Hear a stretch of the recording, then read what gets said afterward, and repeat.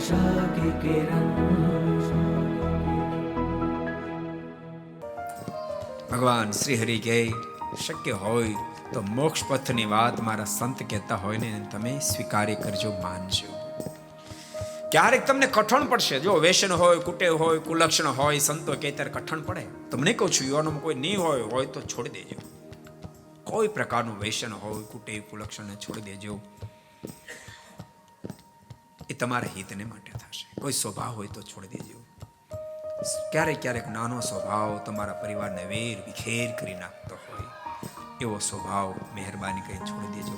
એવા ઘણા બધા પરિવારો ફેમિલી જોયા છે, ખૂબ ઠાકોરજી સમૃદ્ધિ આપી હોય, 2-5 મિલિયનના તો મકાનો હોય, ઘરના ગેરેજની અંદર ઓડી ગાડી પડી હોય, મર્સિડીઝ ગાડી પડી હોય, BMW ગાડી પડી હોય, 3-5 તો ગાડીઓ પડી હોય, અને ઘરના સદસ્યો બધા ગુણીઓ. પણ એકાદ વ્યક્તિના સ્વભાવને કારણે પરિવાર આખો વેર વિખેરતી જતો હોય. ક્યારેક બનેલી રસોઈ આમનામ પડી, કોઈ ભોજન કરીને ભૂખ્યા સુઈ જતા હોય. મહેરબાની કરી આવો સ્વભાવ હોય તો છોડજો. બધાને કહું છું, ક્રોધ થોડો ઓછો કરશો. ક્રોધ બધા કરતા ભયંકર પરિવારને વીખનારો હોય ને તો ક્રોધ નામનો શત્રુ છે. જ્યારે ક્રોધ મનમાં વ્યાપે ને ત્યારે 2-3 તમને વસ્તુ કોઈ પ્રમાણે કરજો. ક્રોધને તમે કંટ્રોલ કરી શકશો, પરિવાર સુખી થશે. એક તો ક્રોધ જ્યારે આવે ને ત્યારે મૌન ગ્રહણ કરવું. ભલે અંદર ગમે એટલો ક્રોધ આવે, બોલવું નહીં. તમે બોલ્યા ને તો બાજી સુધારતા વાર નહીં લાગે. સમજાય છે તમને? અંદર ભલે ક્રોધ આવે પણ મુખથી બોલશો નહીં. અને અતિ ક્રોધ આવે ને ત્યારે મનમાં એમ નક્કી કરવું, કારણ કે ઘરમાં કોઈ આગુ પાછું અતિ ક્રોધ આવ્યો તો મનમાં સંકલ્પ કર્યો કે મારા જ કરતા જે કરતા છે બધું સારું કરતા છે. ત્રીજો એક અદ્ભુત અક્ષરવિલાસ તમને બતાવો.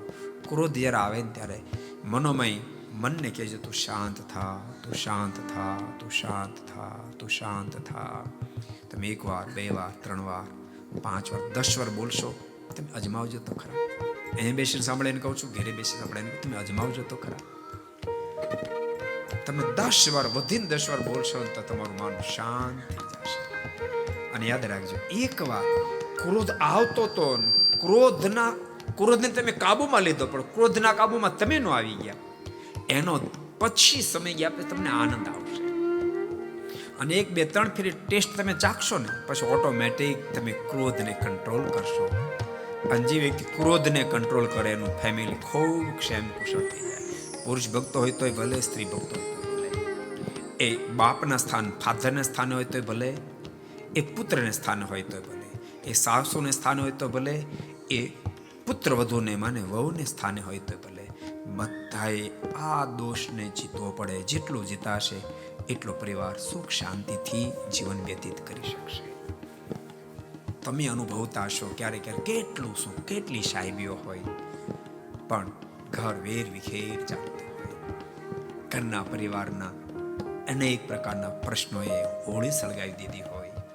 મહેરબાની કરીને એવું ન થાય એનો ખટકો રાખજો, એ મારી તમને ભલામણ છે. को पसंद आया हो तो लाइक करें और शेयर करना मत भूलिए. सब्सक्राइब करें सरदार कथा चैनल को और बेल आइकॉन पर क्लिक करना मत भूलिए लेटेस्ट वीडियो सबसे पहले पाने के लिए.